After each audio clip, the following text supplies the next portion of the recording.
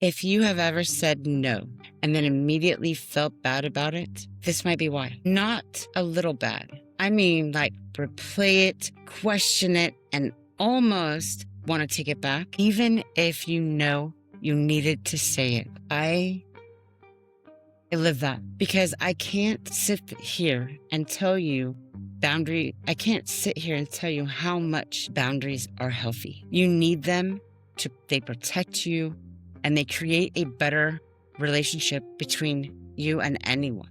But when it's actually me saying to someone, no, you're doing something I know I actually would, my brain starts to say, good job. But you feel like you're being difficult. You feel like you just shouldn't have done it. And you're going to feel some type of way. Or that they're going to feel some type of way. And then I sit with that. And it makes me feel like I want to fix it. Like more explanation is needed, or I need to soften it, or I need to go back on it. And that is a loop that has destroyed my life. I'm not a therapist. I'm not diagnosing anyone. I'm just speaking from what I have lived. And I'm still working on me though. So take what fits, leave what doesn't. And if it feels familiar, please stay with me. Because it doesn't come from nowhere. If you grew up like I did without a real safe place and you learned something early, keep things calm, don't make things worse, and don't upset people. Because this is the things that made you unsafe. They didn't at the time. These are the things that you felt made you unsafe. And they didn't just stay off, they escalated.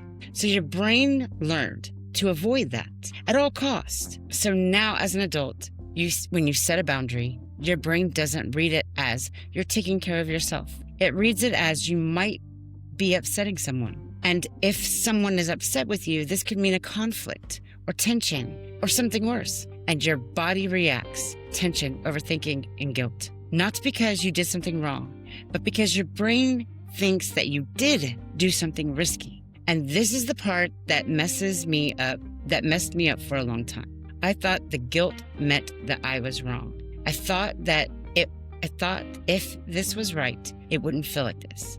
So every single time I tried to set a boundary, I would undo it. Say yes when I meant to say no. I blamed myself too much. Make it easier for them. And in the moment, I felt relief. But later, I felt drained, ran over, used, and disrespected because I ignored my own needs again and again and again. And that builds a resentment towards whoever you're trying to set a boundary with. Because now you're showing up, but you're not honest. And you're doing things that you don't want to because it just keeps the peace. And the people that didn't even realize it, you're holding grudges against them because you never told them. And now you're frustrated and they're confused. And that's where everything starts to break and shift and make you feel guilty.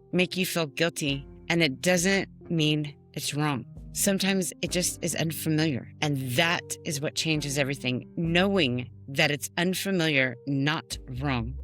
Because now instead of reacting to the guilt, I can understand it. I can accept it. And it doesn't have to be control over the decisions I make. It doesn't have to control the decisions I make. And that's hard. Because our first thing when setting boundaries is we're concerned about how people might react, what they might question, how they're going to push back, and how they're going to act different towards you. But not because you're wrong, but because they were used to the old version of you and you didn't have any boundaries. And when you changed, the dynamics has to change. And that's going to feel uncomfortable for both of you. But the uncomfortableness doesn't mean that it's wrong. It means it's different and it's going to take time. So now when you feel guilty, don't immediately fix it. Pause and ask yourself, did I do something wrong or does this just feel new? And most of the time, it just feels new. And I'll say it. Boundaries are very important to set between people. Because when people are continuously breaking your boundaries that you have set for yourself, you lose your self-respect. Your value in your mind isn't as great as it should be. And that is self-damaging. And don't not set boundaries because you're worried about what they're going to think. You are the only one who cannot leave you, so don't worry about them. If they can't respect your boundaries, they're not meant to be in your life. And that's a hard thing to do. But in order to start respecting yourself and seeing your worth and setting goals and making things happen in your life, you're going to have to set these boundaries and stop disrespecting yourself by not setting them. When my brain wants to go back to letting boundaries go because I miss people or I'm lonely or whatever, I know that it's a temporary feeling and that somebody better, because I have a better sense of self-respect, a better demeanor in public, I'm attracting different people in my life that are more valuable than the ones I let go of for the boundaries. And I am not abandoning myself ever again by not setting a boundary. And I have done that enough. I have abandoned myself enough for 40 years. And this part matters. You're allowed to choose you. You're allowed to choose you. You're allowed to say no. And you're allowed to not fix your boundaries to make someone else feel more comfortable. That doesn't make you difficult. That makes you honest and respectful.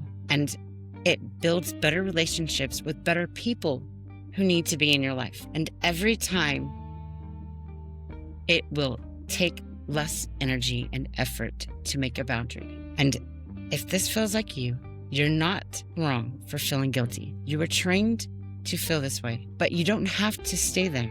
And so, if this sounds like you, put in the comments, I'm choosing me, and like the episode and subscribe.